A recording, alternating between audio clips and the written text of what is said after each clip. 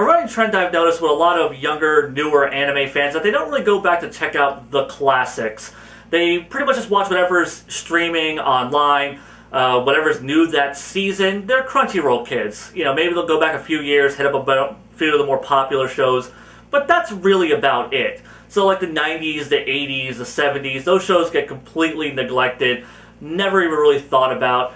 And Dragon Ball fans are even worse. Like, they just watch this one franchise, and that's it. Obviously, a lot of them use Dragon Ball as a gateway drug to other animes, but a lot of them will just watch this one franchise. And I feel that's kind of a shame, because there's just so much great anime out there, and a lot of just classics that are just going completely overlooked. So I decided to make a list of what I considered 10 retro must-see animes. To kind of get their names out there, give them some more exposure, and to try to introduce them to a new audience. Now, there are a few rules. First off, no unlicensed anime. Everything that I'm going to recommend is you can buy it or you can legally stream it. It has an official US release for you to consume legally and actually support franchises, which is also something I really want to endorse.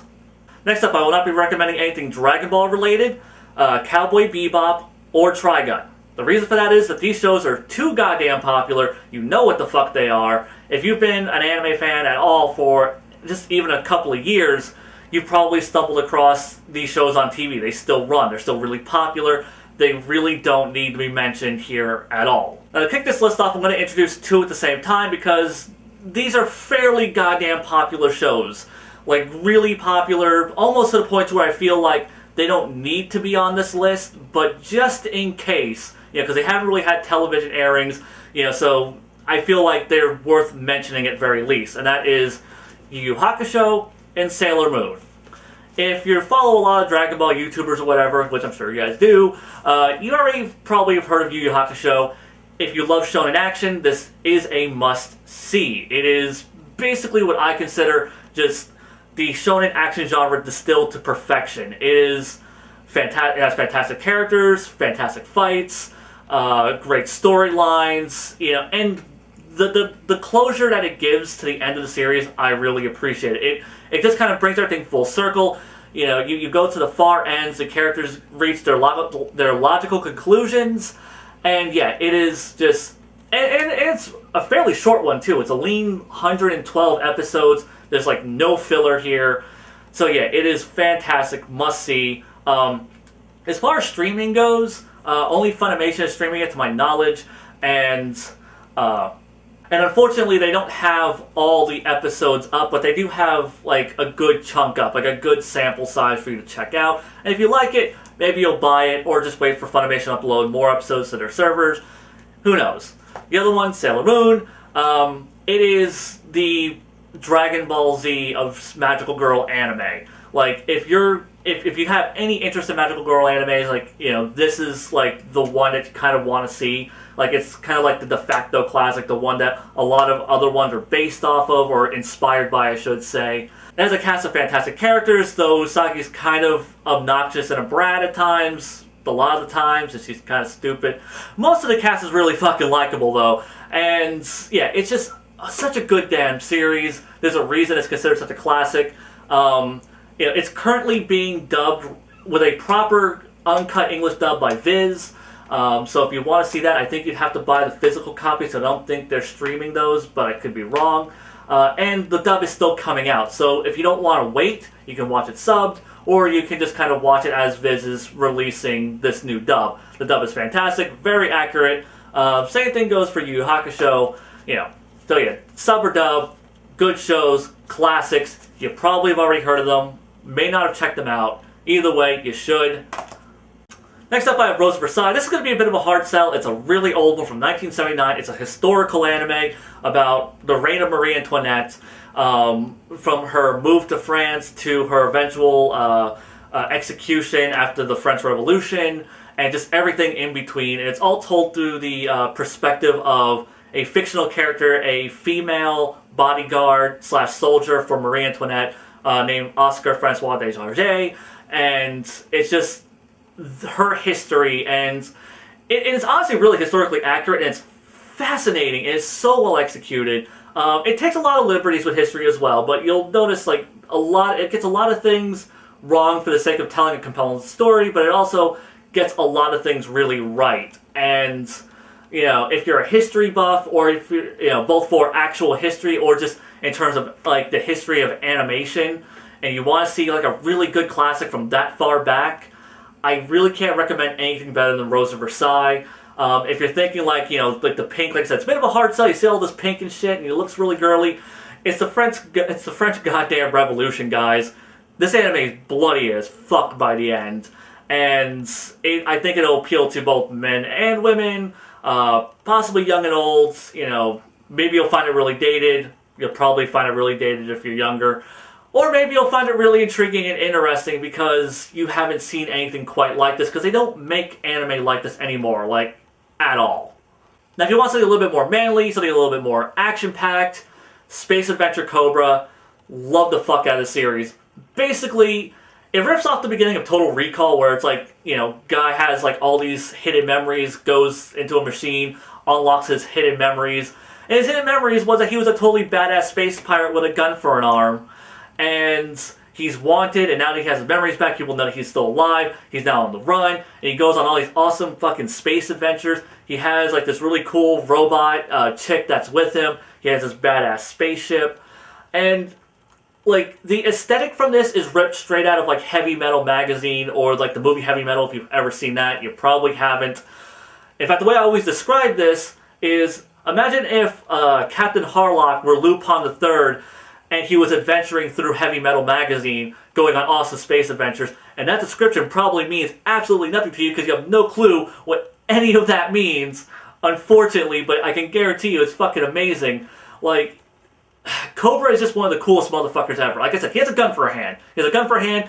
He saves women in space who are in, like, sexy leather bikinis, who are also badass and awesome. You know, they're all fucking badass warriors, and yeah, he goes against these crazy, weird, bizarre-ass villains that are also space pirates. The series is a fucking trip. I can't recommend this enough. Actually has the same director as Rose of Versailles, so if you want to see that guy's work, like, maybe you'll watch this because it's way more manlier, and you'll go, fuck, that was good. And you might backtrack and check out Rose of Versailles if you thought that was a little too girly, or maybe you're not interested in history and shit. But yeah, fantastic series. Love the fuck out of it, and an absolute classic. And now, from one 80s space adventuring classic to another, we have Dirty Pair. Don't let the name fool you, or the outfits fool you. It's not pornography, it's not fan service or anything. Probably disappoints you right there already, but it's so goddamn good. Basically, it is about a couple of private eyes known as the Lovely Angels. And they, you know, take jobs for people, they do a lot of random things. Like, every episode is pretty much completely different. And it's very episodic, and it's just them taking jobs for people and having to just deal with, maybe they have, like, a big client and they're fighting some sort of mobster, or maybe they're just trying to find someone who's lost. But no matter what happens, they horrendously fuck things up every time. They always end up saving the day, but they cause massive collateral damage, which is where they get the nicknames, the Dirty Pair, because they just fuck everything up. And, yeah, it is so much fun. It's a great sci-fi series, too. Like, if you just want to watch a fun, episodic sci-fi series, you know, that's just, you know, a lot of fun, quirky characters, with some really entertaining and engaging action sequences, and some cool mechanical designs and cool sci-fi elements. There really isn't a whole lot I could say about it other than just check out an episode. Hell, you can just pick a random episode, because it's episodic. You don't really need continuity. Just jump into a random episode, see if you like it. The first episode's fantastic, you know, I mean, there's no reason to not start there. So yeah, if you enjoy that, just keep on going. It's so much fun. Like, and that's sometimes that's all you need. It's just a good, fun, well-crafted anime with some fantastic animation, some fantastic direction, to just kick back, relax, and enjoy the fuck out of. And Dirty Pair will not let you down there. I can guarantee it. No matter what your taste in anime is, I can't see anyone disliking Dirty Pair at all. Up next is Fushigi Yugi, and this is on this list for a few reasons. First off, it is an absolute classic from the 90s. Secondly, I really enjoy the fuck out of it. And thirdly, if I didn't, Geekdom would probably drive to my house and beat the shit out of me. So yeah, Fushigi Yugi has to be on this list. Basically, it is your kind of standard girl gets swept away, to a magical far-off land. And then she's like tied to this legend that she has to like gather 7 sacred warriors together to save their land. And then there's like another girl who is like on the enemy faction. She's doing the exact same thing. And it sounds really cliche. It sounds pretty generic. And it kind of is conceptually, but it's not the concept that draws you into the series. It's the characters, it's the execution, it's the story itself overall, where the thing goes, all the twists and turns. The unique powers that the characters have, and just it's a really emotional, compelling tale. Definitely the skews more on the shoujo side of things. Maybe definitely more of a, I guess you could say, a chick anime. Doesn't keep it from being fantastic. Might be a bit of a turnoff for some dudes who need macho bullshit, burly dude animes. But if you're willing to watch something not super macho, definitely recommend this one. If you like romance, if you like, compelling stories and characters, Fushigi Yugi is a classic. Not one of the absolute best, but definitely a classic and one I thoroughly enjoy and can easily recommend. Up next we have Great Teacher Onizuka. This one's kind of a bit hard to describe and to really give a good sales pitch for. Basically the concept is you have this guy who used to be this thug punk in high school. He led a gang, he was, just a total thug, had a bit of a reputation for being quite the badass, and he decides that he wants to be a teacher now. So he's grown up, he has now decided he's going to be a teacher, and he wants to, educate the next generation of Japan, and he's given a class of just straight up delinquents, to try to deal with and tame and wrangle in. And the series starts off pretty much them completely disrespecting him, treating him like shit, harassing him, hazing him, and then him just, sacking up, earning their respect, being there for them, helping them through their problems, and just, it is just such a fantastic series, so goddamn well executed. If this sounds a little familiar, like maybe if you've seen Assassination Classroom, this may sound a little familiar. Think that minus the whole alien destroying the Earth aspect of it and them trying to kill the teacher, but like the whole idea of a teacher dealing with delinquent students and them, improving themselves and him trying to like improve them and get them to, take their studies more seriously, to, be better people, and to like genuinely show that people do care about them, and to get them to be functional members of society and to really make something of themselves, to prove other people wrong about, like, the people just disregard them and gave up on them. And it is so damn good. Once again, like, this is another really episodic one. There are a couple of character arcs that happen between him and some of his students and some of the other students when they're interacting. But yeah, it is just, it's so fantastic. And if you're willing to give like something that's not like action-packed or romance-filled a shot, like if you like a really interesting slice of life, which is really what this is, a really engaging slice of life with a really unique concept, or at least really unique for its time, and I can't recommend this one enough. This is one I love the hell out of. It's a really hard sales pitch, like I said. Like, oh, why the hell do I want to watch an anime about a fucking teacher, dealing with his shitty students? I deal with that shit every day at school. Well, fuck you. Great Teacher Onizuka is goddamn amazing. You should go fucking watch it, you goddamn pleb. Okay, now I go from one hard sell to another one. Revolutionary Girl Utena. Yeah, I know it's pink. Probably thinking, this looks really girly. Yeah, it's kind of girly. It's basically a huge subversion of the Magical Girl anime. What Eva did for mechs, Utena does for Magical Girls. It's really thought-provoking. It plays with a lot of themes about gender roles, gender identity, where women and men place in society, and it also has, some magical elements to it, obviously. There's a lot of sword fights in it, if that'll lure you in. And like I said, this is such a hard pitch. I don't know how to pitch this thing to you people, other than saying it's so goddamn amazing. And it's really fucking trippy and weird for a lot of it. If you've ever seen like some of the newer animes like Yurikuma Arashi or Penguin Drum, same creator, like same writer, director as those shows. And he really puts his best foot forward. It's such a fantastic series. You know, really, like, it's a fantastic coming of age story too. If you're a teenager and you kind of, you know, wonder about, like, you know, your place in society and growing up and maturing and, you know, dealing with other people and, you know, interacting, you know, especially romantically.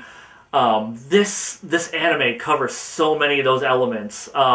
You know, also covers sexuality. It covers, like I said, gender identity. It just gender roles. It's so good. Really trippy near the end. Really thought-provoking stuff. Definitely the heaviest thing I have to recommend. Like, this is not a series you walk into and take lightly. It's a really kind of a thinking anime, but it's by far one of the best, and definitely a series that's in my top 10. Like, out of all of these, this is actually, I think, the first one that's actually in my top 10 that I've recommended so far, and I can't recommend enough. Now, from something super heavy and kind of bleak and complex and hard to deal with, let's take something a little bit simple and cheery and fun. Cardcaptor Sakura. Another magical girl anime, and basically, if Yu Hakusho was the shonen action series distilled to perfection, then this is the magical girl series distilled to perfection. This is so fantastic. Your basic concept here is girl opens book, you know, full of cards. The cards are all magical. They spread across the world, or not across the world, but this area in Japan. And she now has to collect them all. They all take these physical forms of these kind of monsters, usually. Some of them are really dangerous, some of them are just nuisances. And her friends that she makes throughout the series are going around trying to collect these cards and bring them all back. And then after that, the series spirals into a much bigger, grander storyline. But yeah, it is so goddamn good. Like, the characters are really fleshed out and nuanced. The animation is fantastic. This is Madhouse in the late 90s. They were really bringing their A game. Some of the best cell animation they produced. Definitely the best looking, consistently best looking series I've recommended so far.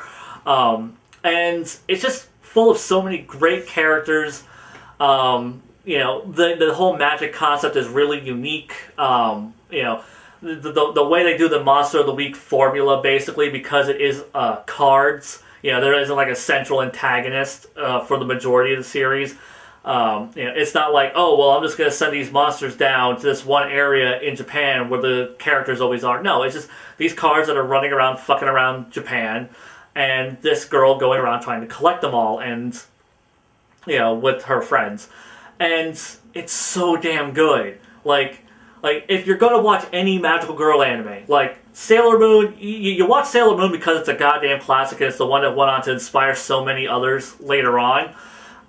If you want to just see, like, the best the magical girl genre really has to offer, Cardcaptor Sakura is that show.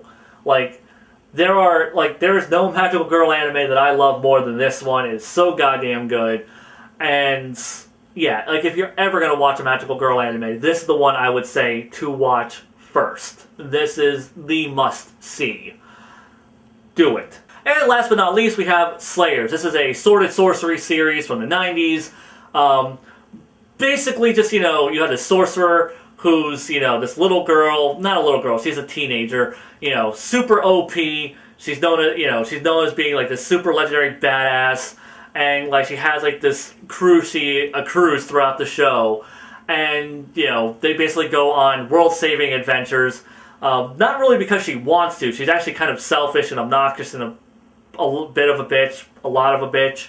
But, you know, she gets caught up in these things, and it's pretty much left up to her and maybe, like, a couple other characters that they meet along the way to deal with these big world-shaking events. And it's just really good. Like, I mean, it's really simple. It's a lot of fun. Some pretty good action. Some fantastic comedy. Amazing fucking comedy. This series is fucking hilarious. And it's actually a really long series, too. I mean, this is just the first season. Then there's Slayers Try, Slayers Next, Slayers Revolution, Slayers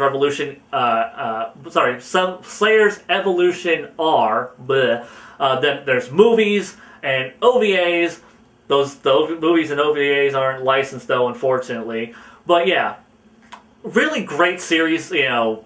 Really, like, this is one that, like, anybody could really get into Slayers. Like, it is so easy to get into, and it's a really fantastic one, too. Like, I really can't see anyone not enjoying Slayers. You know, like, this really isn't like a show like, oh, well, if you fall into this demographic, you might like this. No, like, I like boy, girl, whether you like action, if you like comedy, if you like drama and romance, like, this is like the Guardians of the Galaxy of anime. Like, I don't think anybody could fucking hate this. Like, you know, you might think like, it's alright, maybe it's not that great, but I don't see anyone hating it. It's just, it's too good to hate. Like, you have to be a fucking just, like, total goddamn Nazi who, like, stomps on puppies and, like, burns babies in bonfires to fucking hate this series. Like, you have to just be an utter goddamn monster. I don't even know where the hell I'm going with this. I just love Slayers a lot. It's such a good show. And as a franchise, it is one of my absolute favorites. Like, if you're gonna, like, put anime in franchises, this is easily in my top 5 favorite anime franchises. Like, right behind, I don't know, probably like Dragon Ball, Sailor Moon, the Monogatari series, and then it's like this. It's like, it's that damn good. And, yeah, like, go watch this one. Go watch all the ones I recommended. You know, they're all great shows. You can all watch them streaming. At least you can watch lots of them streaming. Like every single show I recommended, you can stream. Maybe not in its entirety, but you can stream it. I'll have links below to all of the shows.